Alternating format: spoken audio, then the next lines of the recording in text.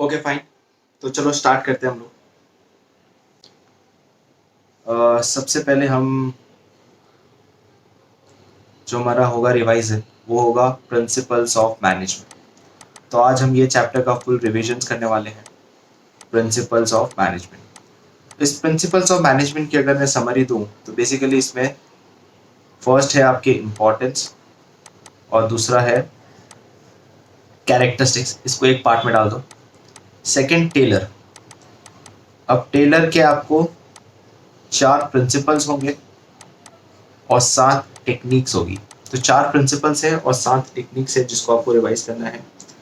और फेयोल की बात करें तो फेयोल के टोटल 14 प्रिंसिपल्स हैं जो हमें रिवाइज करने हैं। तो 14 principles of Fayol, 4 principles of Taylor's and 7 techniques and importance और कैरेक्टरिस्टिक्स, ये सब कुछ हमें रिवाइज करना है प्रिंसिपल्स ऑफ मैनेजमेंट। तो विदाउट वेस्टिंग एनी टाइम चलो शुरुआत करते हैं और स्टार्ट करते हैं। ओके, तो सबसे पहले अपने याद करने वाले हैं टेलर। टेलर का सबसे पहला प्रिंसिपल है जो कि है science not a rule of thumb. तो science not a rule of thumb पे हम जा रहे हैं। सबसे पहला principle, science not a rule of thumb. अब ये क्या बोलता था? देखो सिंपल सा था कि different manager follow different rule of thumb. तो डिफरेंट मैनेजर थे, वो अलग अलग रूल ऑफ थंब फॉलो करते थे। हर एक का अपना अपना अलग अलग तरीका था काम करने का, but all would not be equally effective. तो सभी इक्वली हो, all would not be equally effective. तो सभी इफेक्टिव इक्वली हो जरूरी नहीं है। इसलिए टेलर क्या बोलता था, आपको ढूंढना है बेस्ट वे, आपको ढूंढना है बेस्ट वे। और वो बेस्ट वे कैसे ढूंढोगे? वो बेस्ट वे ढूंढोगे कैसे? साइंटिफिक वे से। कैसे ढूंढोगे? साइंटिफिक वे से आप ढूंढोगे। और एक बार आपने साइंटिफिक वे से ढूंढ लिया, उसके बाद आप इंप्लीमेंट करो थ्रू आउट द ऑर्गेनाइजेशन। उसके बाद आप क्या करो? इंप्लीमेंट करो through out the organisations. Okay, अब सबसे पहली बात कि सर हम ये बेस्ट वे ढूंढेंगे कैसे? और वो बेस्ट वे कैसे ढूंढोगे? Through study and analysis. अच्छा, ये स्टडी एंड एनालिसिस कैसे करना है? सबसे पहले तो आप इन्वेस्टिगेट करो ट्रेडिशनल मेथड को। इन्वेस्टिगेट करो जितने भी आपके पुराने तरीके हैं, ट्रेडिशनल मेथड से, उसमें इन्वेस्टिगेट करो। उसमें से यूनिफाई करो। यूनिफाई क्या करोगे? बेस्ट प्रैक्टिसेस को। तो जो बेस्ट प्रैक्टिसेस लगी कि चलो इसमें ये तरीका अच्छा है, इसमें ये तरीका अच्छा है, वो उसको यूनिफाई करो। और उसके बाद जो डेवलप होगा उसे हम क्या बोलेंगे? Standard method. उसके बाद जो डेवलप होगा उसे हम क्या बोलेंगे? Standard method. राइट? तो ये टेलर का था science not a rule of thumb, जिसमें ये बोलता था कि different manager follow different rule of thumb, सभी इक्वली इफेक्टिव नहीं होने वाले हैं, इसलिए आपको बेस्ट तरीका ढूंढना है। और वो बेस्ट तरीके से कैसे ढूंढोगे? Through study and analysis. और एक बार आपने ढूंढ लिया तो ऑर्गेनाइजेशन में इंप्लीमेंट कर दो। अच्छा, ये स्टडी एंड एनालिसिस कैसे करोगे? सबसे पहले इन्वेस्टिगेट करो ट्रेडिशनल मेथड्स को, उसमें से यूनिफाई करो बेस्ट प्रैक्टिसेस को, और अब जो डेवलप होगा उसे हम क्या बोलेंगे? Standard method. अब जो डेवलप होगा उसे हम क्या बोलेंगे? Standard method. चलो नेक्स्ट प्रिंसिपल पे जाते हैं। उसका नेक्स्ट प्रिंसिपल जो था वो था हार्मनी नॉट डिस्कॉर्ड। कौन सा था? Harmony not discord. अब हार्मनी नॉट डिस्कॉर्ड क्या बोलता था? हार्मनी नॉट डिस्कॉर्ड ये बोलता था कि देखो, एक मैनेजर होता है ना, वो किसके बीच में लिंक करता है? एक मैनेजर का लिंक होता है ओनर और वर्कर के बीच में। एक मैनेजर का लिंक होता है ओनर और वर्कर के बीच में। और मैनेजर का काम क्या है? मैनेजर का काम है दूसरों से काम करवाना। Right? To get work done from others, to get work done from others. Right? ये है उसका काम। अब होता क्या है, जब मैं दूसरों से काम करवाता हूं तो क्या आता है? कॉन्फ्लिक्ट। क्या आता है? कॉन्फ्लिक्ट। जब मुझे दूसरों से काम करवाना है तो कॉन्फ्लिक्ट आता है। और कॉन्फ्लिक्ट जब होता है तो अब टेलर आके बोलता है, टेलर क्या बोलता है कि conflicts helps none. Conflicts helps none. Conflict किसी को हेल्प करने नहीं वाला है। राइट? और ऑर्गेनाइजेशन में क्या होनी चाहिए? Complete harmony. कंप्लीट हार्मनी, दोनों ऑर्गेनाइजेशन में कंप्लीट हार्मनी होनी चाहिए। अच्छा, ये हार्मनी कैसे होगी?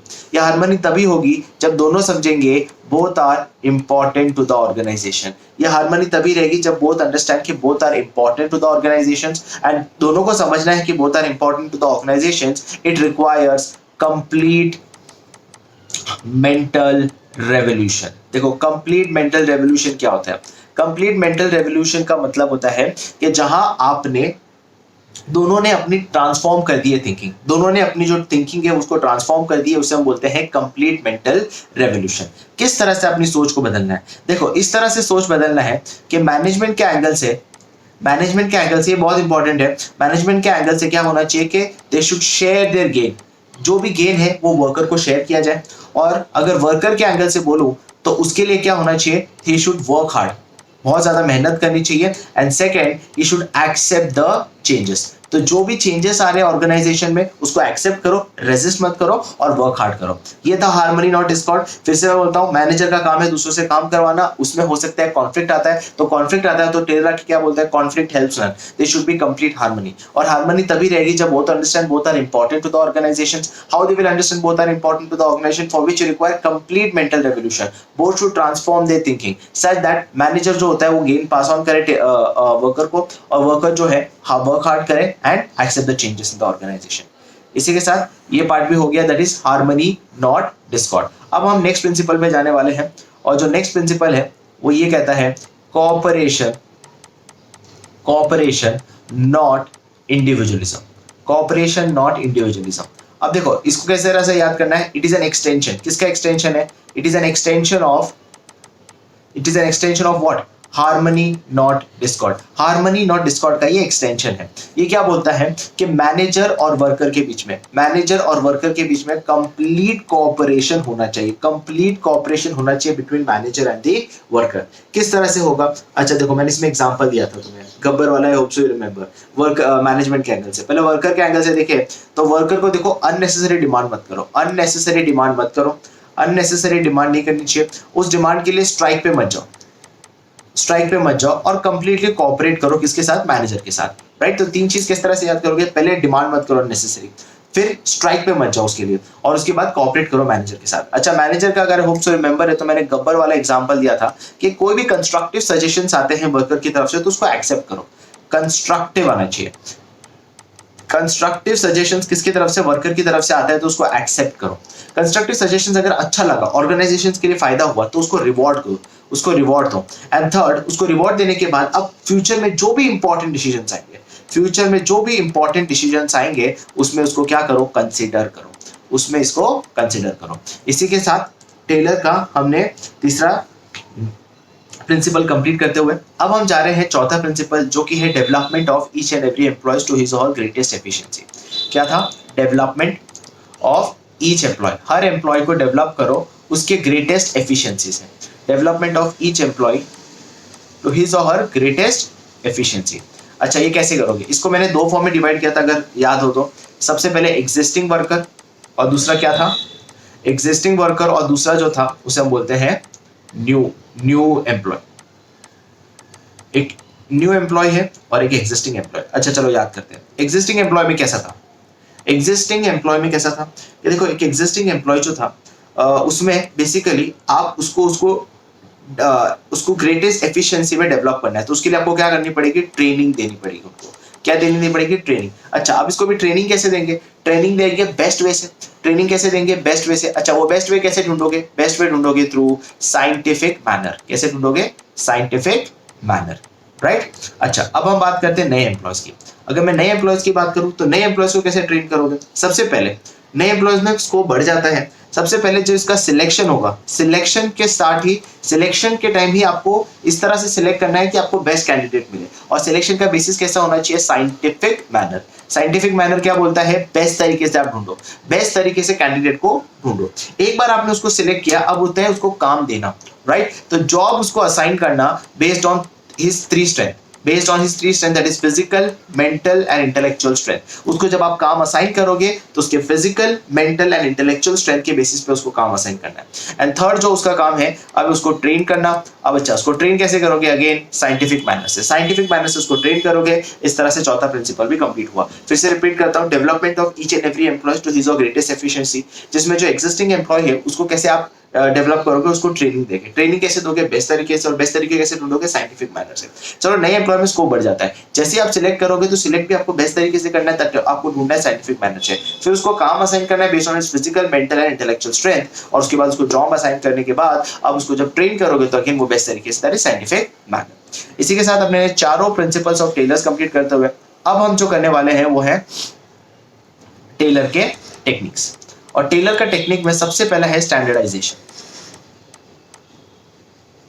स्टैंडर्डाइजेशन क्या बोलता है? देखो स्टैंडर्डाइजेशन जो था इसको मैंने 3 फॉर्म में डिवाइड किया है। उसके क्या ऑब्जेक्टिव है, what are its objective, right, what is standardization, and उसका मेथड, किस तरह से स्टैंडर्डाइजेशन डेवलप करते हैं। Now what you mean by standardization? Standardization मतलब क्या होता है? Setting up of standard, setting up of standard for each and every business process. जब आप हर एक बिजनेस प्रोसेस पे स्टैंडर्ड प्लेस करोगे उसे हम बोलते हैं स्टैंडर्डाइजेशन। तो स्टैंडर्डाइजेशन मतलब क्या है? Setting up of standard. Standard for what? Standard for each and every business process. अच्छा, और बिजनेस प्रोसेस में क्या क्या आता है? इसका मेमोरी टेक्निक है व्रैप्ड। व्रैप मतलब VW मतलब वर्किंग कंडीशंस। आपका वर्किंग कंडीशंस पे भी आप स्टैंडर्डाइजेशन मेंटेन करोगे। R मतलब आपका रॉ मटेरियल पे भी आप करोगे। 3 मतलब एक्टिविटीज पे करोगे, एंड T मतलब टाइम, राइट। तो हर चीज पे आपको स्टैंडर्डाइजेशन मेंटेन करना है, उसे कहते हैं स्टैंडर्डाइजेशन। तो setting up of standard for each and every business process. ना उसका तरीका कैसे होगा?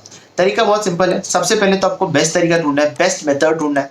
अच्छा, वो बेस्ट मेथड कैसे ढूंढोगे? साइंटिफिक मैनर से। अच्छा, एक बार आपने बेस्ट मेथड ढूंढ लिया साइंटिफिक मैनर से, अब यहां तक खत्म नहीं होता। आपको यहां और क्या करना है? रिफाइन करना है। रिफाइन करना है, बहुत ही इंपॉर्टेंट है। इसको और ज्यादा रिफाइन करोगे, और अब रिफाइन होने के बाद आप जो डेवलप करोगे उसे हम क्या बोलेंगे? स्टैंडर्डाइजेशन। अच्छा अच्छा, अब मेरी बात सुनो। स्टैंडर्डाइजेशन तो हो गया।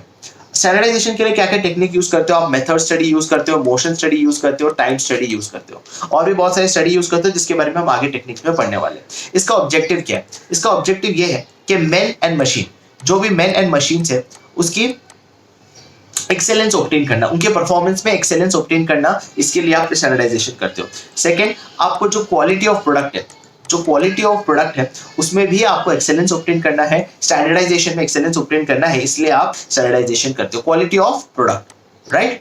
Third is to reduce the product and its parts, to reduce the product and the part into fixed size, type and characteristics, right. मतलब क्या है कि बहुत सारे प्रोडक्ट होने से मतलब नहीं है। आप लिमिटेड प्रोडक्ट्स रखो, फिक्स टाइप के रखो, फिक्स कैरेक्टरिस्टिक्स के रखो, और फिक्स साइज के रखोगे, तो उससे होगा क्या? उससे क्या होगा कि स्टैंडर्डाइजेशन बेटर रहेगा। आप ज्यादा प्रोडक्ट रखोगे तो स्टैंडर्डाइजेशन करना बहुत ही मुश्किल हो जाता है। इसलिए टू रिड्यूस आपका प्रोडक्ट प्लस आपका process into fixed type, characteristics and shape, इसका मेमोरी टेक्निक कैसे? TCS, fixed type, characteristics and shape. और फोर्थ क्या था?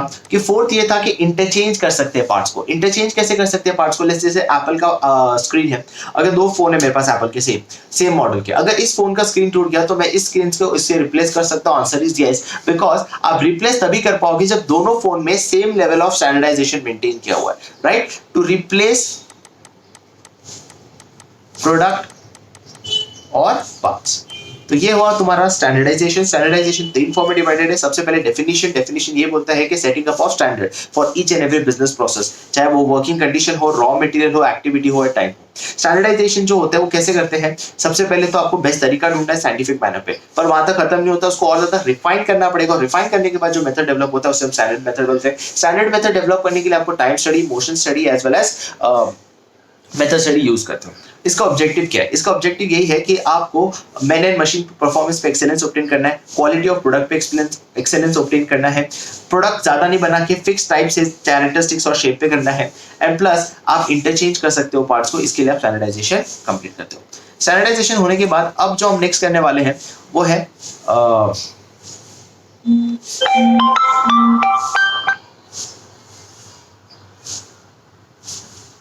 ओके अब हम जो नेक्स्ट करने वाले हैं वो है स्टैंडर्डाइजेशन के बाद अब जो नेक्स्ट करने वाले हैं वो है फंक्शनल फोरमैन।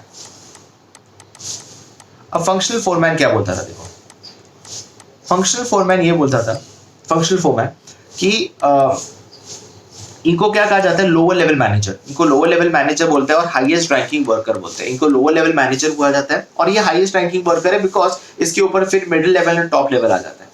ये इनका 3 काम में अराउंड है। ये रिवॉल्व करते हैं प्लानिंग में, उसके इम्प्लीमेंटेशन में और फिर कंट्रोल में, राइट। क्योंकि ये फैक्ट्री को देखते रहते हैं, तो ये खुद ही प्लान करते हैं, उसको इम्प्लीमेंट करते हैं और चेक करते हैं कि जो जैसे मैंने प्लान किया था वैसे हिसाब से एक्चुअल परफॉर्मेंस हो रहा है कि नहीं। This is called control.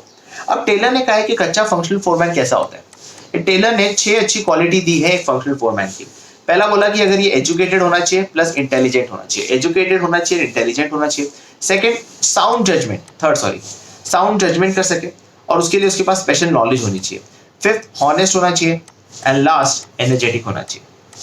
Right, तो 6 क्वालिटीज बताए। अब टेलर कह रहा है कि ये 6 क्वालिटी किसी एक बंदे में नहीं हो सकती। तो टेलर से कि किसी भी ये 6 क्वालिटी किसी एक बंदे में नहीं हो सकती, इसलिए उसने 8 डिफरेंट पर्सनल इंचार्ज किए, 4 under planning incharge and 4 under production incharge. Right, तो 4 प्लानिंग इंचार्ज के और 4 प्रोडक्शन इंचार्ज है। जो प्लानिंग इंचार्ज के जो 4 है उसका मेमोरी टेक्निक है डर्ट, DIRT, डर्ट। डी मतलब क्या है, डिसिप्लिनरी। डिसिप्लिनरी का काम क्या है, डिसिप्लिनरी का काम है कि इंश्योर करना डिसिप्लिन इन द ऑर्गेनाइजेशन। तो डिसिप्लिनरी का क्या काम है, इंश्योर करना वो डिसिप्लिन इन द ऑर्गेनाइजेशन। क्या है, वर्कर्स टाइम पे आ रहे हैं कि नहीं, क्या लंच टाइम ज्यादा वेस्ट तो नहीं हो रहा है, इसका काम ये है। नाउ आई का मतलब क्या, इंस्ट्रक्शन क्लर्क। देखो काम करने से शुरुआत से पहले वर्कर जब काम करने जाता है उसके पहले सुबह सुबह जो इंस्ट्रक्शंस प्रोवाइड करने वाला है वो ये इंस्ट्रक्शन क्लर्क का काम है। आर का मतलब है रूट क्लर्क। रूट क्लर्क का क्या काम है, रूट क्लर्क जो है वो डिसाइड करेगा कि आज किस तरह का प्रोडक्शन होने वाला है, क्या मशीन से क्या मशीन जाने वाला है प्रोडक्शन का, मतलब एक प्रोडक्ट कौन से मशीन से कौन से मशीन के थ्रू रूट होगा, जो भी डिसाइड करेगा वो कौन डिसाइड करेगा, रूट क्लर्क डिसाइड करेगा। एंड फोर्थ जो है वो time and cost sheet clerk है। Time and cost sheet clerk का क्या काम है, time and cost sheet clerk का काम ये है कि वो मेंटेन करेगा कितना टाइम में प्रोडक्शन कंप्लीट हुआ है और कितना खर्चा हुआ है। तो वो एक लॉग मेंटेन करेगा कितना टाइम लगा एक बैच को कंप्लीट होने में और कितना खर्चा हुआ। अब प्रोडक्शन इंचार्ज की बात करूं तो प्रोडक्शन इंचार्ज का मेमोरी टेक्निक है गर्ल्स। गर्ल्स में जी का मतलब होता है गैंग बॉस। अब गैंग बॉस का क्या काम है, गैंग बॉस का क्या काम है, गैंग बॉस का काम है तो इंश्योर करना कि क्या सब मशीन रेडी है कि नहीं प्रोडक्शन के लिए। राइट, आई का है इंस्पेक्शन। इंस्पेक्शन का क्या काम है, इंस्पेक्शन करना कि प्रोडक्ट की quality as per standard maintain हुई है कि नहीं। थर्ड मतलब आर मतलब क्या, रिपेयर बॉस। रिपेयर बॉस का काम है कि इनकेस कोई मशीन जो है वो प्रॉपर वर्किंग कंडीशन में काम नहीं कर रही है तो उसके काम में उसको रिपेयर करना, मतलब इंश्योर करना कि सभी मशीन प्रॉपर वर्किंग कंडीशन में होनी चाहिए। एंड एस मतलब क्या है, स्पीड बॉस। स्पीड बॉस का काम है इंश्योर करना timely completion of the work. तो टाइमली कंप्लीशन होना चाहिए काम का, इसका काम है। तो फंक्शनल फोरमैन भी इसी तरह से कंप्लीट होता है। और अब आगे बढ़ते हैं और नेक्स्ट जो है वो हमारा है टाइम स्टडी। नेक्स्ट जो है वो क्या है, टाइम स्टडी। अब टाइम स्टडी में क्या होता है, चलो टाइम स्टडी में simple setting up of standard time. देखो क्या होता है, ये होता है कि स्टैंडर्ड टाइम सेट करना for each and every business process, standard time set करना। अच्छा, स्टैंडर्ड टाइम जनरली क्या होता है, ये आपका एवरेज टाइम होता है। जो आपका एवरेज टाइम होता है ना वही आपका स्टैंडर्ड टाइम होता है। अच्छा, टाइम स्टडी किस पे डिपेंड करता है, ये डिपेंड करता है, हाँ ये डिपेंड करता है 4 चीज पर, जिसका मेमोरी टेक्निक है तोफू, और जिसमें यू नहीं आएगा वी आएगा। टी का मतलब ओके, तो यह टाइम स्टडी में टी का मतलब क्या होता है, टाइम मेजरमेंट कॉस्ट, के टाइम को मेजर करने वाला कितना कॉस्ट लगने वाला है। ओ का मतलब है साइकिल टाइम ऑफ ऑपरेशन, कितना साइकिल टाइम पे ये काम खत्म होने वाला है, इसे कहते हैं cycle time of operation. F का मतलब है फ्रीक्वेंसी, कितने फ्रीक्वेंसी में ये कंप्लीट होगा, और वी का मतलब है वॉल्यूम। ठीक है, ये इस पे डिपेंड करता है। What is the objective of doing time study, objective of doing the time study देखो दो तीन चीजें। पहला, कितना स्टैंडर्ड टाइम लगेगा ये काम करने में। राइट, इससे मुझे ये पता चलेगा कि मेरे टारगेट में कितने नंबर ऑफ लेबर्स चाहिए होंगे, कितना स्टैंडर्ड टाइम लगेगा ये काम कंप्लीट होने में, प्लस मेरा टारगेट क्या होगा, ऑब्जेक्टिव क्या होगा। और थर्ड, ऑब्जेक्टिव मतलब कितना स्टैंडर्ड टाइम लगेगा कंप्लीट करने में, और उस स्टैंडर्ड टाइम कंप्लीट करने में कितने नंबर ऑफ लेबर्स चाहिए होंगे। राइट, तो ये होता है ऑब्जेक्टिव का। अब स्टैंडर्ड टाइम से मुझे दो चीज पता चलेंगे कि मेरे पास कौन है एफिशिएंट वर्कर और कौन है मेरे इनएफिशिएंट वर्कर। अब दोनों में डिफरेंस क्या है एफिशिएंट और इनएफिशिएंट वर्कर में। देखो, एक एफिशिएंट वर्कर वो होता है जो with in the standard time काम कंप्लीट करे, और इनएफिशिएंट वर्कर वो होता है जो स्टैंडर्ड टाइम से ज्यादा टाइम लगाता है काम करने में। राइट, फॉर एग्जांपल अगर एक प्रोडक्ट बनाने में 20 मिनट लगते हैं, कितने लगते हैं, 20 मिनट लगते हैं, और पूरे दिन में अगर उसके पास 7 घंटे हैं तो 1 घंटे में वो 3 बॉक्स बना पाएगा और 7 घंटे में टोटल बना के 21 बॉक्स बना पाएगा। तो ये हुआ उसका स्टैंडर्ड टाइम ऑफ प्रोडक्शन। अगर एफिशिएंट वर्कर है तो एफिशिएंट वर्कर क्या होगा, 21 से ज्यादा बॉक्स बनाएगा, और इनएफिशिएंट वर्कर जो है वो 21 से कम बॉक्स बनाएगा। तो ये हुआ तुम्हारा टाइम स्टडी। और अब आगे बढ़ते हैं मेथड स्टडी।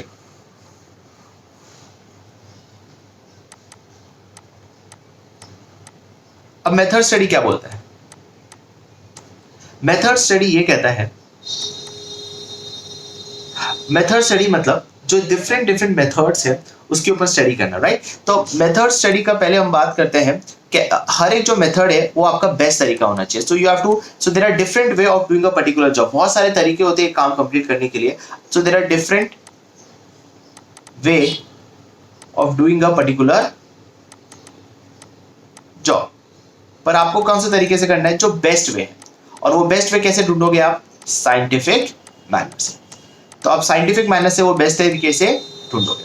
इसका स्कोप क्या है, इसका स्कोप है from the procurement of raw material, जहां से आप रॉ मटेरियल प्रोक्योर करते हो till the goods are delivered to the customer. तो जहां से रॉ मटेरियल प्रोक्योर करते हो till the goods are delivered to the customer, वहां तक इसका स्कोप है। और इसका ऑब्जेक्टिव्स क्या है, देखो ऑब्जेक्टिव बहुत simple, minimum cost maximum benefit. और मैक्सिमम बेनिफिट कब मिलेगा, मैक्सिमम बेनिफिट तभी मिलेगा जब आपको कस्टमर सेटिस्फैक्शन मिलेगा, कस्टमर सेटिस्फैक्शन मिलेगा। तो मेथड स्टडी हमने कंप्लीट किया। मेथड स्टडी बेसिकली ये कहता है कि देखो एक काम करने के बहुत सारे डिफरेंट तरीके हैं, आपको अपना बेस्ट तरीका ढूंढना है। और वो बेस्ट तरीका क्या है, साइंटिफिक वे से ढूंढना। अब इसकी स्कोप की बात करें तो जहां से रॉ मटेरियल प्रोक्योर कर रहे हो till the goods are delivered to the customer, ये उसका स्कोप है। और इसका ऑब्जेक्टिव क्या है मेथड स्टडी का, कि आपको मिनिमम कॉस्ट में मैक्सिमम बेनिफिट मिले। मैक्सिमम बेनिफिट कब मिलेगा, जब आपका कस्टमर सेटिस्फाइड होगा, आप अच्छी क्वालिटी के प्रोडक्ट्स बनाओगे, राइट। इसी के साथ मेथड स्टडी भी कंप्लीट होता है। और अब हम आगे बढ़ते हैं और आगे करते हैं हम लोग मोशन स्टडी।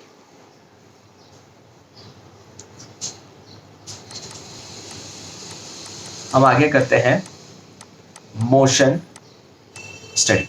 अब क्या होता है ये मोशन स्टडी, हम वो कर रहे हैं।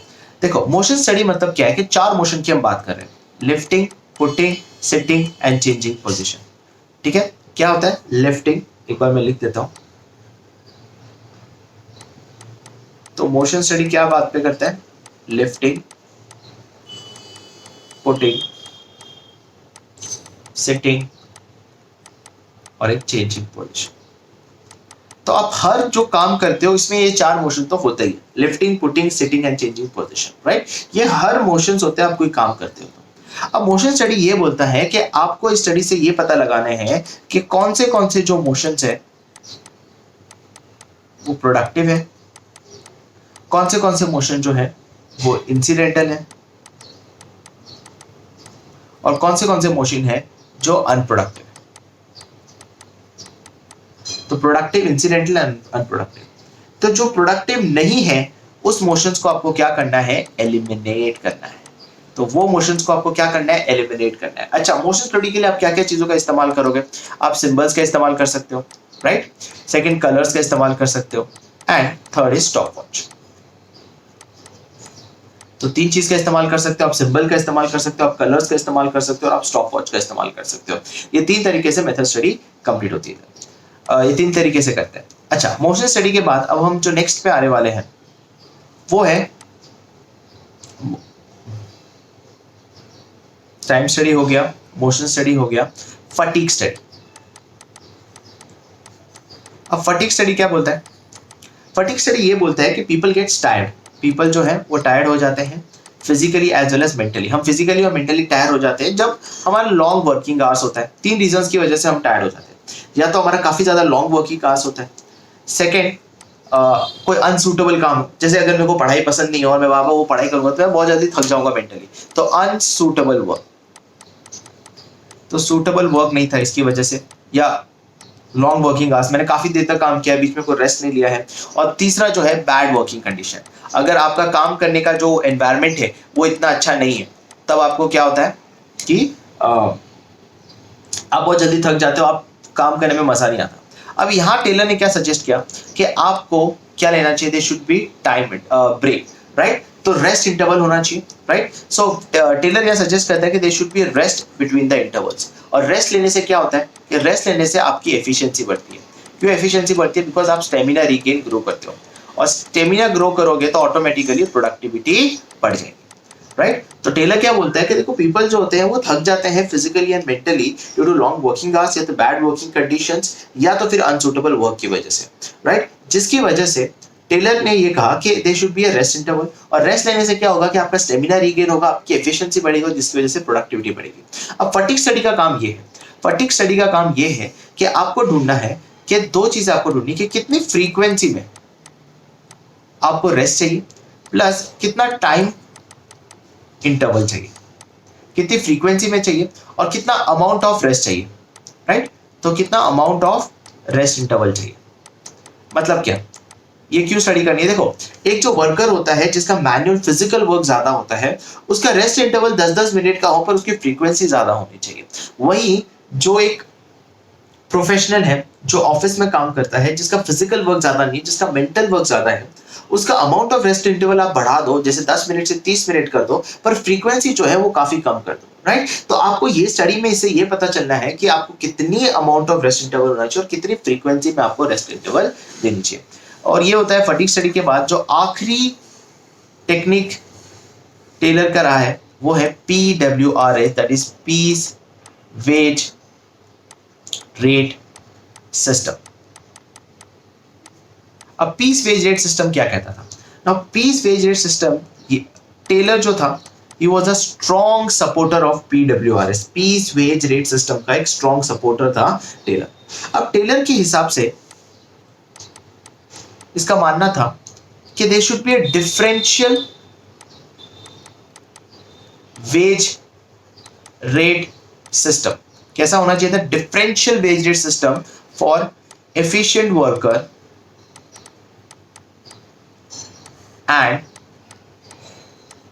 Inefficient worker.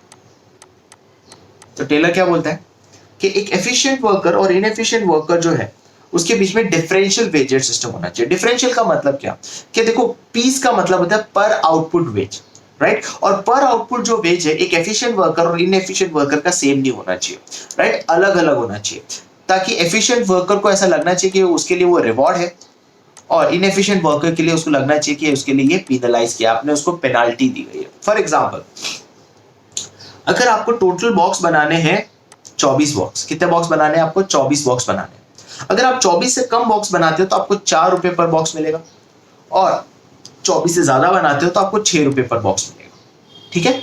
अब अगर पर्सन ए ने टोटल बॉक्स बनाए हैं सिर्फ 20, तो 20 इंटू 4 कितना मिलेगा उसको? सिर्फ और सिर्फ 80। और पर्सन बी ने 25 बॉक्स बनाए, और 25 इंटू अगर 6 करो तो उसको कितना मिलने वाला है? 150 रुपए। अब समझो, सिर्फ 5 एक्स्ट्रा बॉक्स बनाने से ऑलमोस्ट उसका डबल सैलरी मिल रही है। इसका मतलब क्या है कि ये एक इनएफिशिएंट वर्कर को मोटिवेट करेगा, ये एक इनएफिशिएंट वर्कर को मोटिवेट करेगा कि उसको एफिशिएंट बनना चाहिए। क्यों? क्योंकि अगर वो एफिशिएंट बनेगा तो उसको ज्यादा वेज रेट मिलेगी। तो पीस वेज रेट सिस्टम का ये था कि टेलर कहता था कि there should be differential piece wage rate system. आप पर आउटपुट रेट तो दे रहे हो, पर वो पर आउटपुट रेट भी एकदम डिफरेंशियल होना चाहिए, एक एफिशिएंट और एक इनएफिशिएंट वर्कर के लिए। अच्छा, एफिशिएंट और इनएफिशिएंट कैसे पता चलेगा? हमने टाइम स्टडी में पढ़ा था, एफिशिएंट वर्कर वो होता है जो स्टैंडर्ड टाइम के अंदर काम करता है, और इनएफिशिएंट वर्कर वो है जो स्टैंडर्ड टाइम से ज्यादा टाइम लगाता है। इसी के साथ टेलर की हमने सातों टेक्निक कंप्लीट कर दी, और अब हम आने वाले हैं फेयोल पे। तो फेयोल की शुरुआत करते हैं, और सबसे पहले फेयोल में पहला प्रिंसिपल जो है वो है division of work. Division of work क्या बोलता था ये समझो। अब डिवीजन ऑफ वर्क ये बोलता था कि फेयोल कहता था कि वर्क को डिवाइड करो स्मॉलर टास्क पे, वर्क को डिवाइड करो आप स्मॉलर टास्क पे, और हर एक टास्क पे एक स्पेशलिस्ट को रखो। स्पेशलिस्ट रखने से क्या होगा? स्पेशलाइजेशन होगा। मतलब क्या? कि जैसे फाइनेंस का काम है या प्रोडक्शन का काम, जितना भी टोटल काम है, जैसे प्रोडक्शन का काम है, फाइनेंस का काम है और मार्केटिंग का काम है, तो तीनों काम को डिवाइड करो और हर एक में एक स्पेशलिस्ट को रख दो।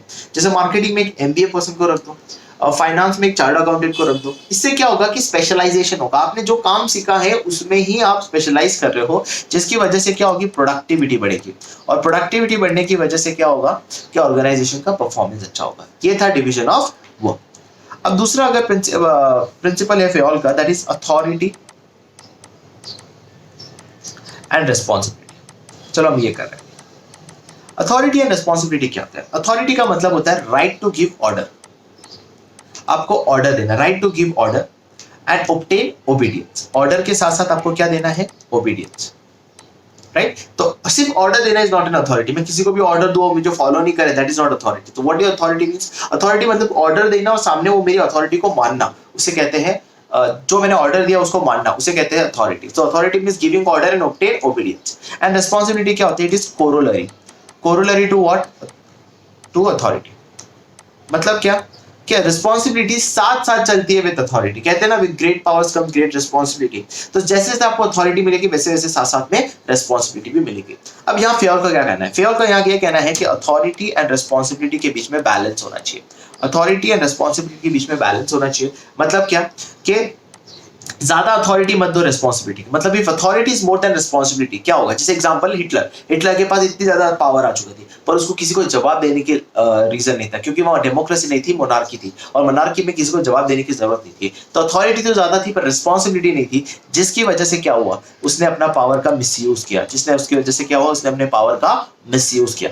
और दूसरा क्या है, जहां रिस्पॉन्सिबिलिटी ज्यादा है और अथॉरिटी कम है। रिस्पॉन्सिबिलिटी ज्यादा है और अथॉरिटी कम है। फॉर एग्जांपल हम अगर हमारे प्रीवियस गवर्नमेंट को ले, मनमोहन सिंह, जहां उसके पास रिस्पॉन्सिबिलिटी क्यों थी, क्योंकि डेमोक्रेसी में है, उसको हर एक को जवाब देना पड़ता था, पर उसके पास पावर नहीं थे। और जिसकी वजह से क्या हुआ कि उसने अपने काम को प्रॉपर्ली नहीं कर पाया, वो वर्क अपना ड्यूली कैरी आउट नहीं कर पाया, राइट। तो इसीलिए फेयोल कहता है कि अथॉरिटी और रिस्पॉन्सिबिलिटी के बीच में बैलेंस होना चाहिए। इसलिए मैनेजर को दोनों के बीच में एक सेफ गार्ड रखना चाहिए। सेफ गार्ड इस तरह से रखना चाहिए कि ताकि ना कोई मिसयूज करे अपने पावर को और कोई भी अपना काम अच्छे से कर पाए, राइट। तो अथॉरिटी एंड रिस्पॉन्सिबिलिटी भी होता है। हमने दो प्रिंसिपल्स कर लिए हैं फेयोल के।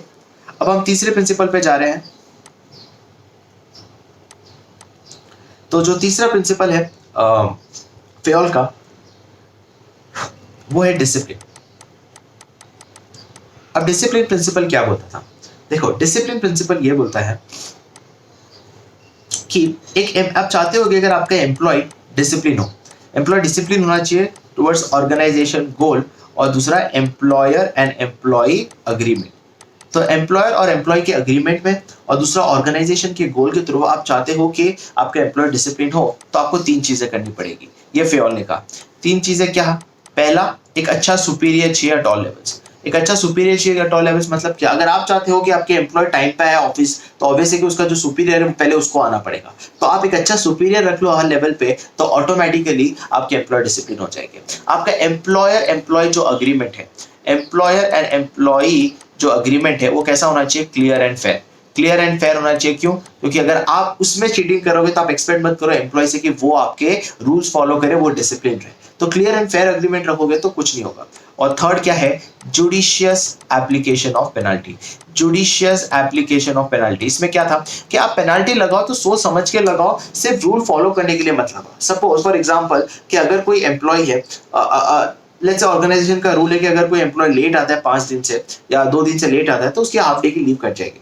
अब सपोज हो गया कि वो जो लेट हुआ है उसका रीजन है कि वो एक्सीडेंट हो गया। Now this is something which is not in his hands, employee के हैंड पे नहीं और एक जेन्युइन रीजन है, तो ऐसी चीजों पे आपको पेनल्टी नहीं लगानी चाहिए। आपको सोच समझ के पेनल्टी लगानी चाहिए। इसे कहते हैं जुडिशियस एप्लीकेशन ऑफ पेनल्टी, जिसको बोलते हैं जैक, judicious application of penalty. For example, और ये एग्जांपल बहुत इंपॉर्टेंट है बिकॉज केस स्टडी में इसी एग्जांपल को बार बार दोहराते हैं कि अगर कोई एम्प्लॉयर है और वो एम्प्लॉय है और वो कमिट करता है कि वो ओवर टाइम काम करेगा, if an employee if he commits कि वो ओवर टाइम काम करेगा विदाउट एनी एक्स्ट्रा पे ताकि कंपनी लॉस से बाहर आ जाए, तब एम्प्लॉयर को भी कमिट करना चाहिए कि कभी अगर ऑर्गेनाइजेशन अच्छा परफॉर्म कर ले, ऑर्गेनाइजेशन प्रॉफिट कमा ले, तो उसका गेन आप एम्प्लॉय को भी दोगे, राइट। तो डिसिप्लिन होता हुआ, डिसिप्लिन के बाद अब हम नेक्स्ट प्रिंसिपल करने वाले जो चौथा है वो है यूनिटी ऑफ डायरेक्शन। अब यूनिटी ऑफ डायरेक्शन क्या बोलते हैं, यूनिटी ऑफ डायरेक्शन क्या बोलते हैं कि ऑल एक्टिविटीज, जो सारे काम है ऑर्गेनाइजेशन के, हैविंग सेम ऑब्जेक्टिव, राइट, वह सारी एक्टिविटीज जिसके ऑब्जेक्टिव सेम है, should be under one head and under one plan. मतलब वो एक्टिविटीज जिसका ऑब्जेक्टिव सेम है, जैसे मैं आपको लोगों को एग्जांपल देता हूं, इंस्पेक्शन करना, रॉ मटेरियल का प्रोक्योरमेंट करना, क्वालिटी इंस्पेक्शन करना क्वालिटी का, रॉ मटेरियल का प्रोक्योरमेंट करना, प्रोसेसिंग चेक करना, पैकेजिंग करना, ये सारी एक्टिविटी किसकी है, प्रोडक्शन एक्टिविटी है, तो इन सभी को प्रोडक्शन में होना चाहिए। अकाउंटिंग करना, बैलेंस शीट को रिव्यू करना, रेशियो एनालिसिस करना, ये सारे फाइनेंसिंग का काम है। डिस्काउंटिंग करना, प्रमोशंस करना, सेल्स प्रमोशंस करना, पब्लिसिटी करवाना, ये सारी मार्केटिंग एक्टिविटी है। तो वो सारी एक्टिविटी जिसका ऑब्जेक्टिव सेम है should be under one head and under one plan. इससे होगा क्या, कोई भी काम में डुप्लीकेशन नहीं होगा, कोई भी काम में डुप्लीकेशन नहीं होगा, कोई भी काम में ओवरलैपिंग नहीं होगी, राइट। और काम जो है वो इजीली होगा, एक यूनिटी रहेगी, राइट, और कोऑर्डिनेशन मेंटेन रहेगा। ये था हमारा unity of direction. Unity of direction हमारा चौथा प्रिंसिपल था, और अब हम आ रहे हैं पांचवे पे, जो कि है यूनिटी ऑफ कमांड।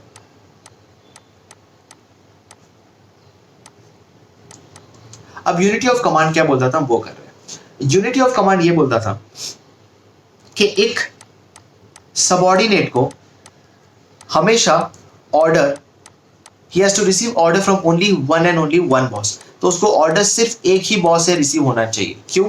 अगर वो ऑर्डर एक ही बॉस से रिसीव करेगा तो कोई कंफ्यूजन नहीं रहेगा, और जब कोई कंफ्यूजन नहीं रहेगा तो वो काम ड्यूली कैरी आउट कर पाएगा। Let's say if he receives order from more than one boss, अगर कोई कंफ्यूजन नहीं रहेगा, ड्यूली काम कर पाएगा। Let's say if he receive order from more than one boss, तो क्या होगा? सबसे पहले क्या होगी? सबसे पहले किसी ना किसी ऑर्डर डिस्टर्ब होगा। सर एग्जांपल देके समझाओ।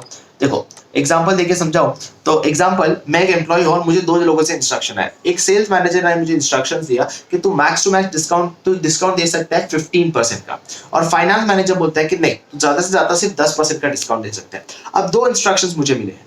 अब दोनों इंस्ट्रक्शन में किसी एक का इंस्ट्रक्शन में अगर फॉलो करूंगा तो किसी और का इंस्ट्रक्शन क्या हो जाएगा? डिस्टर्ब हो जाएगा। राइट, उसको क्या लगेगा? जो जो मैनेजर लेवल है उनको क्या लगेगा कि उनकी जो अथॉरिटी है उसको मैंने क्या कर दिया है? अंडरमाइन कर दिया। अंडरमाइन मतलब मैंने उसको लगा कि अच्छा, मेरी अगर मार्केटिंग मैनेजर की मैंने बात नहीं मानी तो मार्केटिंग मैनेजर को क्या लगेगा? अच्छा, मेरे मेरे बात करने की कोई वैल्यूज नहीं है, मेरे ऑर्डर की कोई वैल्यूज नहीं है, फाइनेंस मैनेजर की बात मानेगा। तो किसी ना किसी की अथॉरिटी अंडरमाइन होगी। फिर क्या होगा? डिसिप्लिन जियोपार्डी होगा, डिसिप्लिन रहेगा नहीं, और उसकी वजह से क्या होगा? यूनिटी ऑफ कमांड जो है आपने वो वायलेट कर दिया। इससे क्या होगा? आपके ऑर्गेनाइजेशन की स्टेबिलिटी पे अफेक्ट करेगा। तो ऑर्गेनाइजेशन की स्टेबिलिटी पे अफेक्ट करेगा, इसलिए कहा जाता है कि यूनिटी ऑफ कमांड मेंटेन करो। एक पर्सन को has to receive order from only one and only one person, and that is to be his superior. Right, unity of command complete होता है। ये हमारा पांचवा प्रिंसिपल था। सिक्स प्रिंसिपल पे आते हैं।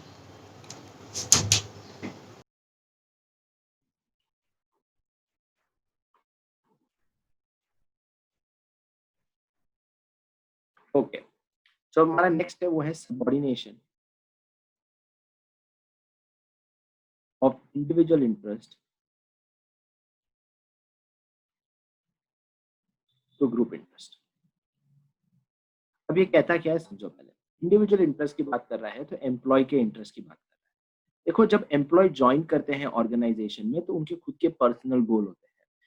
They join the organization having their own personal goal कि उन्हें अच्छी सैलरी चाहिए, एक अच्छी पोजीशन चाहिए, अच्छा स्टेटस चाहिए, राइट। और ऑर्गेनाइजेशंस के भी गोल होते हैं। तो अब यहाँ फेयोल का ये मानना है कि ऑर्गेनाइजेशन के गोल को ज्यादा प्रायोरिटी देनी चाहिए कंपेयर टू सबऑर्डिनेशन सबऑर्डिनेशन गोल, मतलब एम्प्लॉय के इंटरेस्ट से। तो प्रायोरिटी किसे देनी है? हमें हमें प्रायोरिटी देनी है ऑर्गेनाइजेशन के गोल को ज्यादा से ज्यादा, रेदर एम्प्लॉयज पर्सनल गोल। अब आता है कि फेयोल ऐसा क्यों कहता है। फेयोल इसलिए कहता है बिकॉज ऑर्गेनाइजेशन का जो गोल है वो बेसिकली गोल कैसे बनता है, या ऑर्गेनाइजेशन का जो गोल है, it is a group interest of all the stakeholders. तो जितने भी स्टेक होल्डर्स है आपके, उन सभी के इंटरेस्ट को मिला के बनता है आपका ऑर्गेनाइजेशन गोल। और ऑब्वियसली ये कई गुना ज्यादा इंपॉर्टेंट है, कई गुना ज्यादा इंपॉर्टेंट है आपके इंडिविजुअल गोल से। इसलिए कहा जाता है कि आप उसको ज्यादा प्रायोरिटी दो।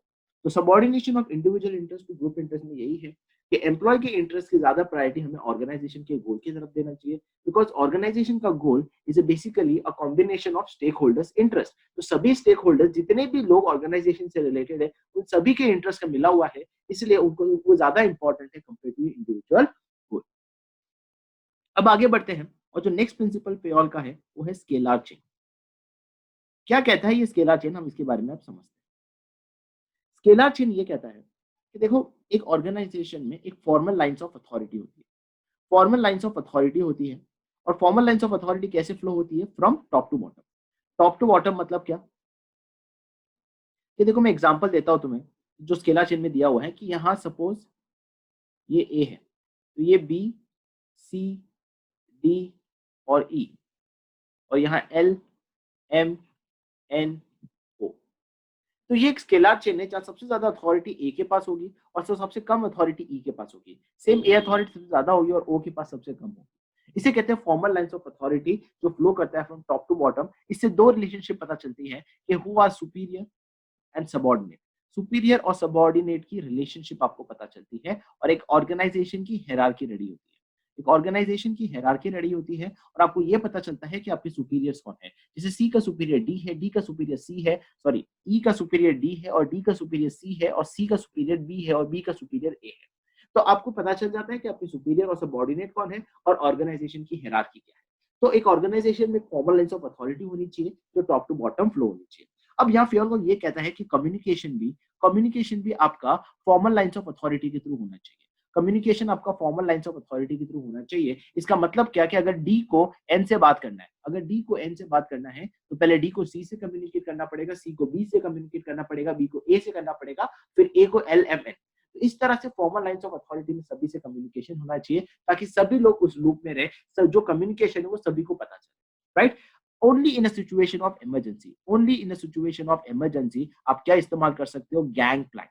आप गैंग प्लैंक का इस्तेमाल करके डायरेक्टली कम्युनिकेशन कर सकते हो, मतलब डी डायरेक्टली कम्युनिकेट कर सकता है एन के साथ। आपको ये फॉर्मल लाइन्स ऑफ अथॉरिटी की जाने की जरूरत नहीं है, but only in a situation of emergency. इसके बाद जो नेक्स्ट प्रिंसिपल है वो है रेम्यूनरेशन ऑफ एम्प्लॉयज।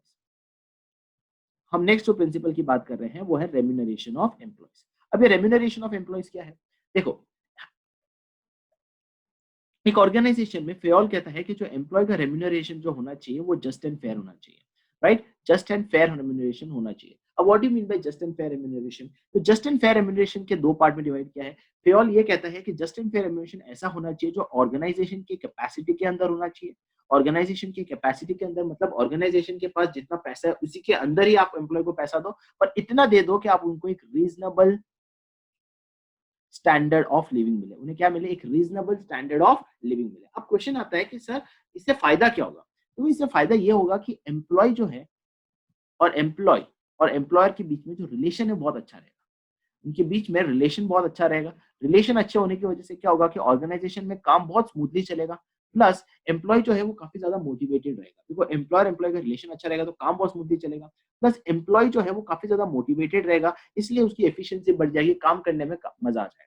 तो रेम्यूनरेशन ऑफ एम्प्लॉय यही बोलता है कि एम्प्लॉय का जो रेम्यूनरेशन है वो जस्ट एंड फेयर होना चाहिए, और जस्ट एंड फेयर का मतलब वो ऑर्गेनाइजेशन के कैपेसिटी के अंदर होना चाहिए और एक रीजनेबल स्टैंडर्ड ऑफ लिविंग होना चाहिए। अब नेक्स्ट प्रिंसिपल की जब मैं बात कर रहा हूँ वो है इक्विटी।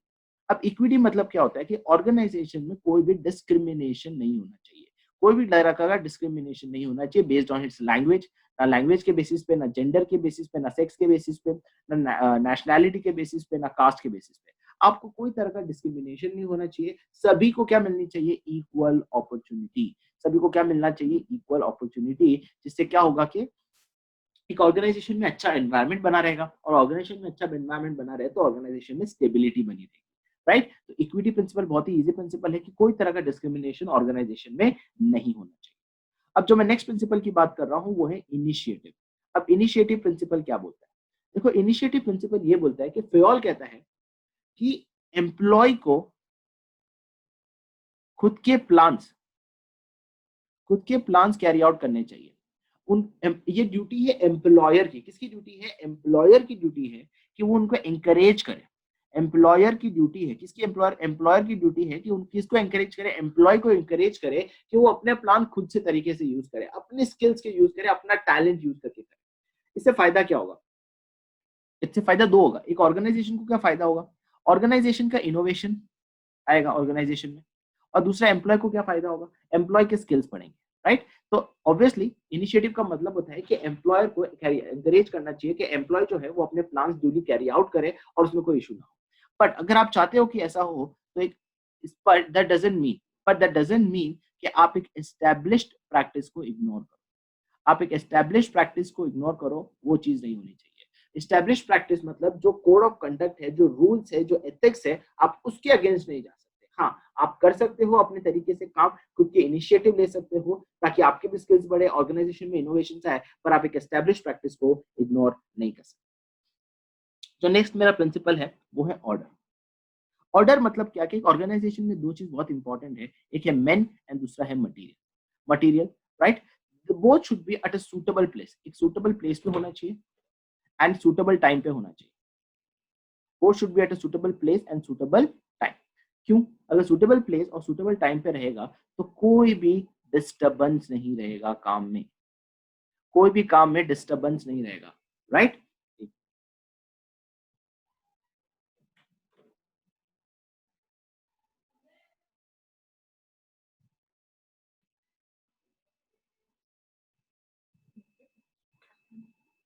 ओके, तो मेन एंड मटेरियल जो है should be at a suitable place and suitable time पे होना चाहिए, कोई काम में डिस्टर्बेंस नहीं रहती। तो कोई काम में डिस्टर्बेंस नहीं रहती और मैक्सिमम एफिशिएंसी रहती है, मैक्सिमम एफिशिएंसी रहती है।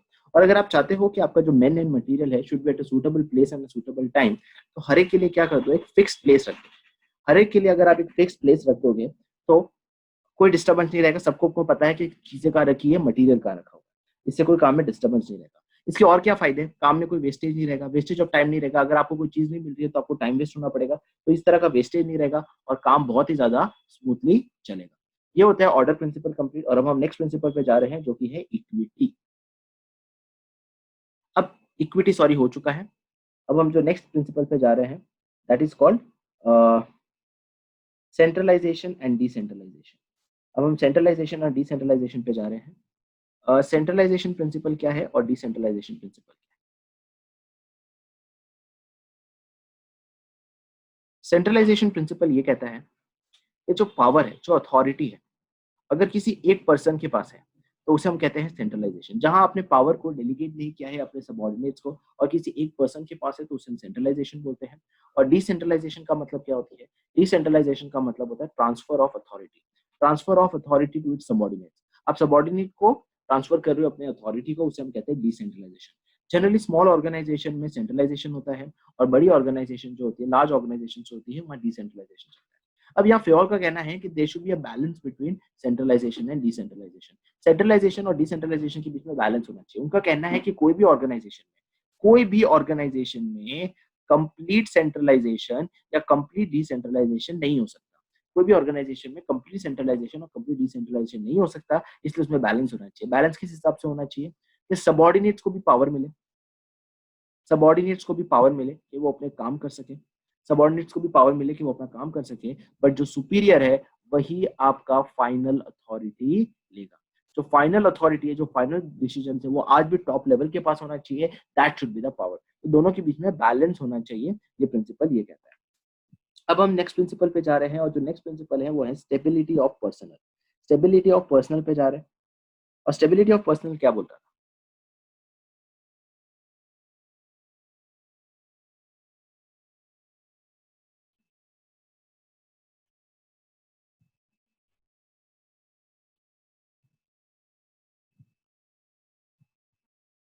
स्टेबिलिटी ऑफ पर्सनल ये बोलता है कि एम्प्लॉय का जो टर्नओवर होना चाहिए, एम्प्लॉय का जो टर्नओवर होना चाहिए वो सबसे कम होना चाहिए, मिनिमम होना चाहिए। अच्छा, ये मिनिमम कैसे होगा आपका एम्प्लॉय का टर्नओवर, आपका एम्प्लॉय का टर्नओवर मिनिमम होना मतलब क्या है कि देखिए ऑर्गेनाइजेशन में अगर एम्प्लॉय बार बार छोड़ के जा रहे हैं तो ऑब्वियसली उसका मतलब है कि आपका एम्प्लॉय का टर्नओवर ज्यादा हो रहा है। अच्छा, एम्प्लॉय का टर्नओवर ज्यादा होने से क्या होता है, एम्प्लॉय का टर्नओवर ज्यादा होने से आपका training cost, selection cost, recruitment cost, जो नए नए एम्प्लॉयज बार बार लेना है उसका रिक्रूटमेंट कॉस्ट, उसको सिलेक्शन कॉस्ट, उसको ट्रेन कॉस्ट, उन सबका कॉस्ट बढ़ जाता है। और जब आपका एम्प्लॉय का टर्नओवर कम होगा तो यही कॉस्ट, जो ट्रेनिंग कॉस्ट है, आपका रिक्रूटमेंट कॉस्ट है, आपका जो सिलेक्शन कॉस्ट है, वो काफी ज्यादा मिनिमम हो जाता है। ओके, और अगर आप चाहते हो कि ऑर्गेनाइजेशन में एम्प्लॉय टर्नओवर कम हो तो फेयॉन ने 3 सजेशन दिए हैं। सबसे पहले ये है कि जब भी आप सिलेक्शन करो किसी एम्प्लॉय का तो वो ड्यू एंड रिगरस प्रोसेस होना चाहिए, ड्यू एंड रिगरस प्रोसेस, ताकि ड्यू एंड रिगरस मतलब बहुत ही ज्यादा टफ सिलेक्शन प्रोसेस होना चाहिए ताकि आपको राइट कैंडिडेट मिले आपके उस पोजीशन के काम करने के लिए। जैसे ही वो ऑर्गेनाइजेशन ज्वाइन करता है उसको उस कुछ काम के लिए, जब आप कुछ उसको डेजिग्नेशन देते हो तो उसको फिक्स पीरियड के लिए उस काम पे रखो ताकि उस काम को अच्छे से समझ सके। अगर आप बार बार उसको अलग अलग काम दोगे तो वो कभी भी किसी काम में सीख नहीं पाएगा, तो इसलिए फिक्स पीरियड के लिए जिस जॉब पोजीशन पे है उस पर रखो। और उसके रखने के बाद अब थर्ड है कि उसको रीजनेबल टाइम दो, रीजनेबल टाइम दो कि ताकि वो अपना परफॉर्मेंस अच्छा कर सके, उसको रीजनेबल टाइम दो ताकि उसको अपना परफॉर्मेंस अच्छा कर सके। राइट, आप तुरंत उनसे एक्सपेक्ट मत करो रिजल्ट का। तो स्टेबिलिटी ऑफ पर्सनल यही बोलता है कि एम्प्लॉय का टर्नओवर मिनिमम होना चाहिए और मिनिमम होने से क्या होगा, आपका ट्रेनिंग कॉस्ट, आपका रिक्रूटमेंट कॉस्ट और आपका सिलेक्शन कॉस्ट बहुत ही ज्यादा मिनिमम हो जाता है। अगर आप ये चाहते हो तो आपका सिलेक्शन प्रोसेस बहुत ही ज्यादा ड्यू एंड रिगरस होना चाहिए। किसी भी पोजीशन में उसको फिक्स पीरियड के लिए रखो और रीजनेबल टाइम दो उसके परफॉर्मेंस के। अब स्टेबिलिटी ऑफ पर्सनल होने के बाद जो लास्ट प्रिंसिपल बन जाता है वो है spirit the corps.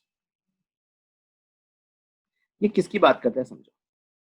Spirit the corps 3 चीजों के बारे में बात करता है। ये बात करता है टीम स्पिरिट, ये बात करता है टीम स्पिरिट के बारे में, ये बात करता है यूनिटी के बारे में और ये बात करता है हार्मनी के बारे में। इसका शॉर्टकट है हट, harmony, unity and team spirit, right? कि एक ऑर्गेनाइजेशन में तीनों चीज होनी चाहिए, टीम स्पिरिट होनी चाहिए, यूनिटी चाहिए, हार्मनी चाहिए, एक दूसरे की समझ होनी चाहिए, दोनों के साथ में मिलकर काम करनी चाहिए, और आपको टीम को पहले रखना है अपने पर्सनल से। इससे क्या होगा कि ऑर्गेनाइजेशन में हमेशा कोऑर्डिनेशन बना रहेगा, ऑर्गेनाइजेशन में कोऑर्डिनेशन बना रहेगा और कोऑपरेशन बना रहेगा। एक अच्छा इंडिविजुअल तभी रहता है जब वो टीम के बारे में पहले सोचता है और अपने बारे में बाद में सोचता है। यूनिटी रहता है, यूनिटी मतलब टीम एज अ टीम क्या कहती है मैं वो फॉलो करूंगा, और इसमें क्या होगा कि सभी के बीच में हार्मनी बनी रहेगी। अगर आप चाहते हो कि ऐसा हो ऑर्गेनाइजेशन में, तो फ्योल बोलता है कि मैनेजर का काम बहुत जरूरी है। मैनेजर को वर्ड आई से ज्यादा वी को रिप्लेस करना चाहिए, मतलब अपने वर्ड आई से ज्यादा वी को रिप्लेस करना चाहिए, मतलब वी एज अ टीम ने अच्छा काम किया है, जिसकी वजह से क्या होगा कि लोगों के बीच में ट्रस्ट बढ़ेगा, म्यूचुअल ट्रस्ट बढ़ेगा मैनेजर की तरफ, प्लस एक सेल्फ ऑफ बिलोंगिंगनेस फील होगी कि यार हाँ हम एक टीम के पार्ट है, हम सिर्फ वो अपने लिए नहीं कर रहे, एक टीम के लिए कर रहा है, तो सेल्फ ऑफ बिलोंगिंगनेस फील होगी, राइट? जिससे क्या होगा कि ऑर्गेनाइजेशन में काफी अच्छी चीजें होगी। तो स्पिरिट देखो आप यही बात करता है कि टीम स्पिरिट यूनिटी और हार्मनी बना रहे, जिससे कि कोऑर्डिनेशन और कॉपरेशन है। उसके लिए मैनेजर को अपना वर्ड जो है आई से ज्यादा वी यूज करना चाहिए, we as a team has perform well. इससे क्या होगा कि जो जितने भी एम्प्लॉयज है जिसके उतने टीम मेंबर्स में म्यूचुअल ट्रस्ट बढ़े रहेगा और एक बिलोंगिंगनेस फील। इसी के साथ हमने टेलर के सारे टेक्निक्स और प्रिंसिपल्स कंप्लीट कर दिए और फ्योल के भी कर दिए। अब हम जा रहे हैं लास्ट टू टॉपिक्स, जो कि है प्रिंसिपल्स के क्या होते हैं कैरेक्टरिस्टिक्स और प्रिंसिपल्स के इंपॉर्टेंस। ये दोनों होने के बाद इस चैप्टर की कंप्लीशन।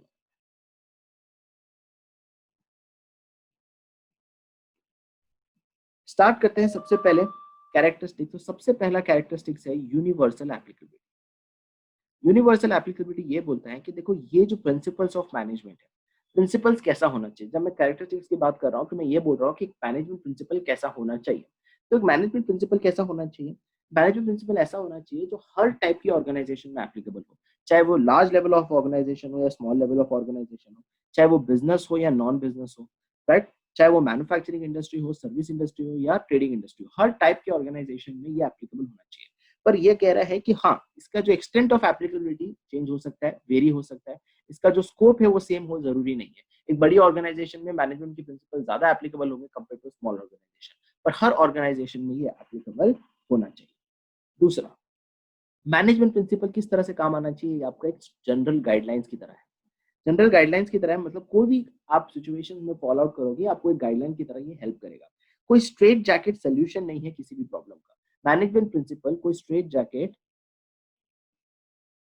सोल्यूशन नहीं है किसी भी सिचुएशन का, किसी भी प्रॉब्लम्स का, राइट? बिकॉज क्यों सर स्ट्रेट जैकेट सोल्यूशन नहीं है, बिकॉज हम ह्यूमन बिहेवियर के साथ डील करते हैं, और ह्यूमन बिहेवियर जो है वो काफी ज्यादा हेट्रोजीनियस है, सबकी सोच अलग है, सबका परसेप्शन अलग है। तो आप एक्सपेक्ट नहीं कर सकते कि ये जो प्रिंसिपल है वो हर एक के ऊपर सेम अप्लाई होगा, पर हाँ आपको कोई भी सिचुएशन होगी उसमें अच्छी तरह से आपको गाइडलाइंस की तरह हेल्प करेगा, राइट? इसके लिए कहा जाता है कि ये जनरल गाइडलाइंस की तरह हेल्प करना चाहिए।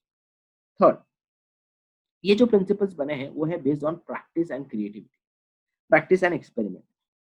देखो एक मैनेजमेंट प्रिंसिपल कैसे बना हुआ होना चाहिए वो भी बता रहे हैं कि एक ऐसा मैनेजमेंट प्रिंसिपल है जो उन्होंने पहले एक्सपेरिमेंट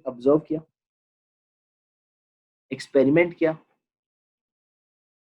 और अपने कलेक्टिव विजडम से ये प्रिंसिपल बनाया गया है। ये तीन चीजें बहुत इंपॉर्टेंट है, ऑब्जर्व किया, एक्सपेरिमेंट किया और कलेक्टिव विजडम्स के थ्रू ये प्रिंसिपल डेवलप किया है। कोई एक रात में बनी हुई चीज नहीं है, नॉट डेवलप्ड ओवरनाइट, राइट? जैसे एग्जांपल है डिसिप्लिन। डिसिप्लिन जो प्रिंसिपल है, काफी मैनेजमेंट प्रिंसिपल ने समझा कि यार एक ऑर्गेनाइजेशन अच्छा परफॉर्म कर रही है बिकॉज उसके एम्प्लॉय काफी ज्यादा डिसिप्लिन है, वो टाइम पे आते हैं, टाइम पे जाते हैं, काम टाइमली करते हैं, जितना टाइम उनको अलोकेट किया रेस्ट के लिए उतना टाइम देते हैं। तो अगर आप डिसिप्लिन रहेंगे तो ऑर्गेनाइजेशन का परफॉर्मेंस अच्छा होना ही है। जब उन्होंने ये चीज ऑब्जर्व की, अपने ऑर्गेनाइजेशन में अप्लाई किया और उन्होंने कलेक्टिव विजडम्स के थ्रू तो उन्होंने ये प्रिंसिपल डेवलप किया कि discipline is indispensable part for the successful of the organization, for the success of the organization, right? तो ये प्रैक्टिस एंड एक्सपेरिमेंट से बना हुआ है ये प्रिंसिपल्स, कोई रातों रात बनी हुई चीज नहीं है। फोर्थ, ये मैनेजमेंट प्रिंसिपल कैसे होने चाहिए, फ्लेक्सिबल होना चाहिए। अच्छा, फ्लेक्सिबल होने चाहिए इसका मतलब क्या होता है कि रिजिड इन नेचर नहीं होना चाहिए कि इसको एब्सोल्युटली फॉलो करो, बहुत ही ज्यादा फ्लेक्सिबल होना चाहिए, इसको आप मॉडिफाई कर सकते हो according to the situation. Flexible का मतलब मॉडिफाई करना according to the situation. For example centralization and decentralization. जब मैं सेंट्रलाइजेशन और डिसेंट्रलाइजेशन की बात करता हूँ तो एक छोटी ऑर्गेनाइजेशन में सेंट्रलाइजेशन ज्यादा फॉलो होता है, पर जैसे जैसे ऑर्गेनाइजेशन बड़ी होती है धीरे धीरे डिसेंट्रलाइजेशन आ जाता है। तो देखो आप प्रिंसिपल को मॉडिफाई कर रहे हो, फ्लेक्सिबल है according to the situation. Fifth जो है वो है कॉज एंड इफेक्ट रिलेशनशिप।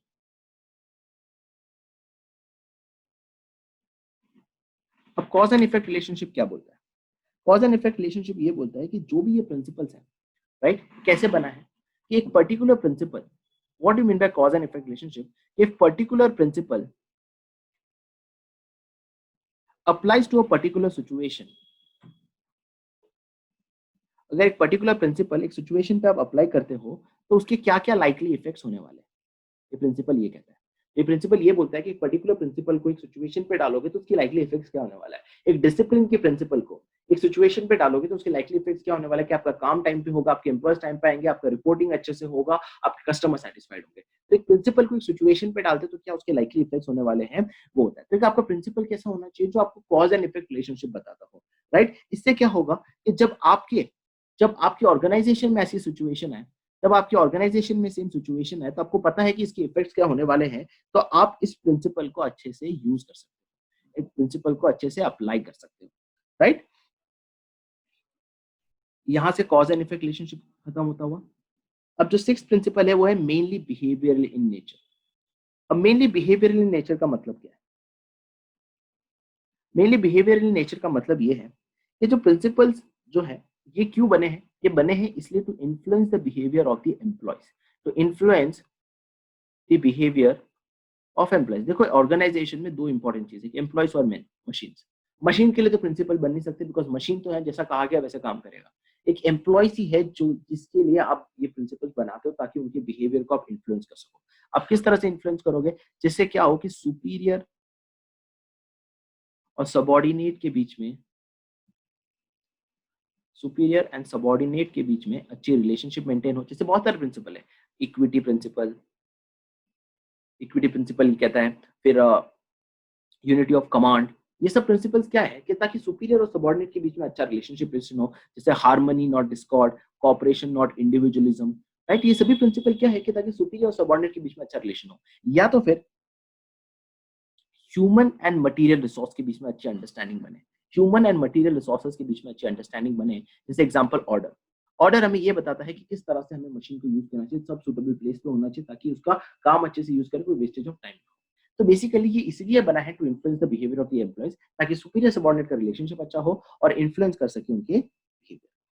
अब हम नेक्स्ट बात करते हैं कंटिंजेंट, जो सेवेंथ कैरेक्टरिस्टिक्स है कि एक मैनेजमेंट प्रिंसिपल कैसा होना चाहिए, जो कंटिंजेंट होना चाहिए, मैंने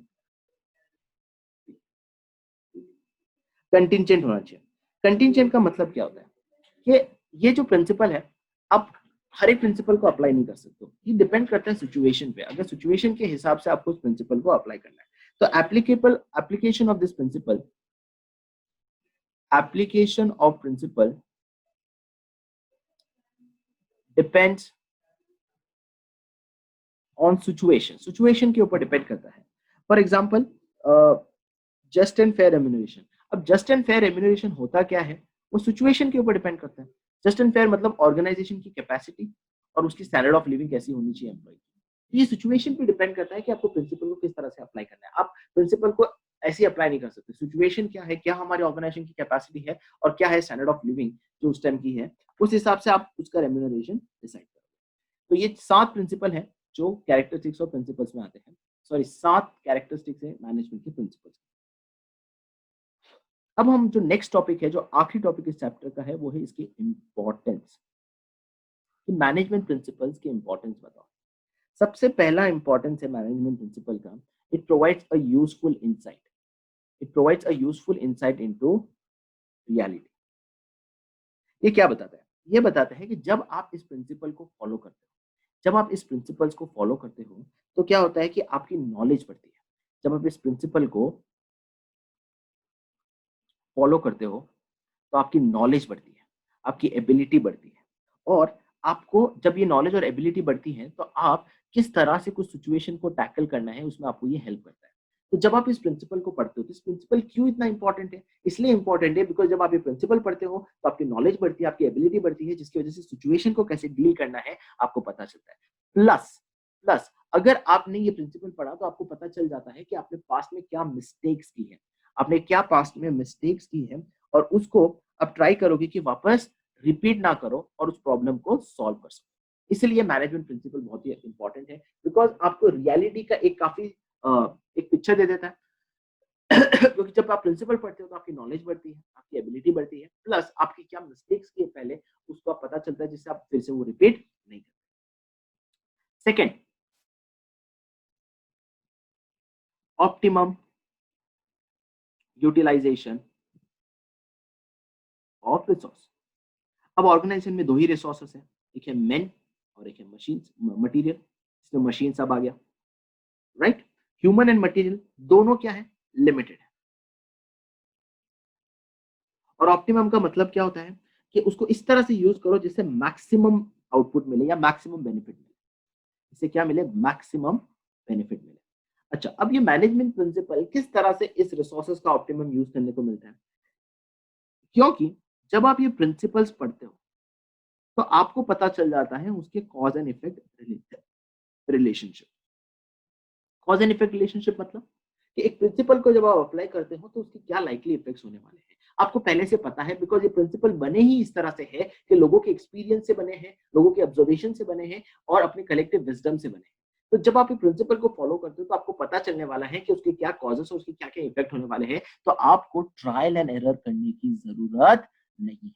ट्रायल एंड एरर करने की जरूरत नहीं है, जिसकी वजह से क्या होता है कि आपका काफी ज्यादा रिसोर्सेज की वेस्टेज नहीं होती। जब आप ट्रायल एंड एरर करते हो तो वेस्टेज ऑफ रिसोर्सेज होते हैं। या ट्रायल एंड एरर की करने की जरूरत नहीं है, आपके पास प्रिंसिपल्स रेडी है, उसको आपको पता है कि उसकी क्या कॉज एंड इफेक्ट रिलेशनशिप है। अब हम नेक्स्ट प्रिंसिपल पे जाते हैं, नेक्स्ट इंपॉर्टेंस पे जाते हैं। तो वो है कि प्रिंसिपल्स जो है जब आप इसको फॉलो करते हो तो आप जो है जो भी एनवायरनमेंट में चेंजेस है, जो भी एनवायरनमेंट के जो चेंजेस है उससे अडेप्ट करने में हेल्प करता है, राइट। बिकॉज ये प्रिंसिपल जो है वो इतने ज्यादा फ्लेक्सिबल है, इतने ज्यादा फ्लेक्सिबल है कि आप इसको मॉडिफाई करते हो according to the change in situation. Situation के हिसाब से इसको मॉडिफाई कर सकते हो, इसलिए आपको एनवायरनमेंट में अडेप्ट करने में हेल्प करता है। फॉर एग्जाम्पल, जैसे जैसे ऑर्गेनाइजेशन बड़ी होती रहती है, एनवायरनमेंट चेंज होता रहता है, सर्कमस्टांसेस चेंज होते रहते हैं, आपको डिसीजन बहुत ज्यादा जल्दी लेने पड़ते हैं। तो सारा डिसीजन टॉप लेवल नहीं ले सकता है। इस सिचुएशन में ऑर्गेनाइजेशन जो है अपने प्रिंसिपल को चेंज करके सेंट्रलाइजेशन से डिसेंट्रलाइजेशन मोड में जा सकता है, जहां डिसीजन मेकिंग की पावर थोड़े सबॉर्डिनेट को पास ऑन कर सकता है। इस तरह से जो भी एनवायरनमेंट में चेंजेस है उस हिसाब से आपको अडेप्ट करने में ये हेल्प करता है। अब जो फोर्थ इंपॉर्टेंस है इसका, वो है fulfilling social responsibility. Fulfilling social responsibility. अच्छा, ये सोशल रिस्पॉन्सिबिलिटी फुलफिल करने में कैसे हेल्प करता है कि जब आप ये प्रिंसिपल्स को फॉलो करोगे तो ऑटोमेटिकली आपने जो सोशल रिक्वायरमेंट है वो भी आपने फुलफिल कर दिया है। तो जो डिमांड है पब्लिक का वो भी आपने फुलफिल कर दिया। कैसे? जैसे इक्विटी प्रिंसिपल। इक्विटी प्रिंसिपल ये बोलता है कि कोई भी डिस्क्रिमिनेशन नहीं होना चाहिए based on language, based on caste, right. इससे क्या होता है, इससे हमें ये पता चलता है कि कोई ऑर्गेनाइजेशन में डिस्क्रिमिनेशन नहीं होगा, जो एक सोसाइटी के लिए एक अच्छी चीज है, राइट, जो डिमांड है पब्लिक की। तो ये आप प्रिंसिपल्स को फॉलो करते हो तो उसने सोशल एस्पेक्ट्स को भी कवर कर चुका है। फिर मैनेजमेंट की ट्रेनिंग। जो मैनेजमेंट की ट्रेनिंग इंपॉर्टेंस क्या है प्रिंसिपल्स की, कि जब तक आप प्रिंसिपल नहीं समझोगे आप ट्रेनिंग कैसे दोगे अपने एम्प्लॉयज को। प्लस जितने भी एजुकेशन है, जो भी थियरीज बनी है, जो भी मैनेजमेंट ट्रेनिंग है वहां प्रिंसिपल्स काम आते हैं। जो भी आपकी थियरीज बनती है उसका जो बेस है वो क्या है, प्रिंसिपल। प्रिंसिपल के बेस पे आपकी थियरीज बनती है। प्लस प्लस जितने भी इंस्टीट्यूट है, एमबीए के, बीबीए के, इन सभी में ये मैनेजमेंट प्रिंसिपल सिखाया जाता है। तो मैनेजमेंट प्रिंसिपल्स काफी इंपॉर्टेंट है because training, education and research में हेल्प आता है। और लास्ट जो है, ये मैनेजमेंट प्रिंसिपल के बेसिस पे अगर आप डिसीजन लोगे तो आप कैसा डिसीजन लोगे, साइंटिफिक डिसीजन लोगे। साइंटिफिक डिसीजन आप लेने, राइट। तो साइंटिफिक डिसीजन क्या होता है पहले हम वो समझते हैं, और फिर हम समझेंगे कि जब हम प्रिंसिपल को फॉलो करेंगे तो इसका मतलब प्रिंसिपल के बेस पर अगर हम डिसीजन लेंगे तो ऑटोमेटिकली हम एक साइंटिफिक डिसीजन लेंगे। फॉर एग्जाम्पल, अगर आपका कोई भी डिसीजन जो है वो सोच समझ के लिया हुआ है, थॉटफुल है, प्लस फैक्ट के बेसिस पे लेते हो, और जो भी आप डिसीजन लेते हो उसको आप जस्टिफाई कर सकते हो कि आपको ये डिसीजन लेने का पर्पस क्या था, प्लस इन डिसीजन को आपने टाइमली लिया, रियलिस्टिक है, तो इसका मतलब है कि आपका जो ये प्रिंसिपल है वो काफी ज्यादा साइंटिफिक है। क्यों? आपने सोच समझ के लिया, बेस्ड ऑन फैक्ट्स लिया, आप जस्टिफाई कर सकते हो, टाइमली लिया और बहुत ही ज्यादा रियलिस्टिक है। और ये सभी जब आप एक मैनेजमेंट प्रिंसिपल के बेसिस पे डिसीजंस लेते हो तो ऑटोमेटिकली आप एक साइंटिफिक डिसीजंस। इसी के साथ प्रिंसिपल्स कंप्लीट होता हुआ है और एक पूरा ये चैप्टर हमारा कंप्लीट हो गया। इसी के साथ ये चैप्टर खत्म। अगर आपको ये वीडियो अच्छा लगा है तो प्लीज इस वीडियो को सब्सक्राइब करना और मेरे चैनल को सब्सक्राइब करना और ज्यादा इसको शेयर करना। Okay fine.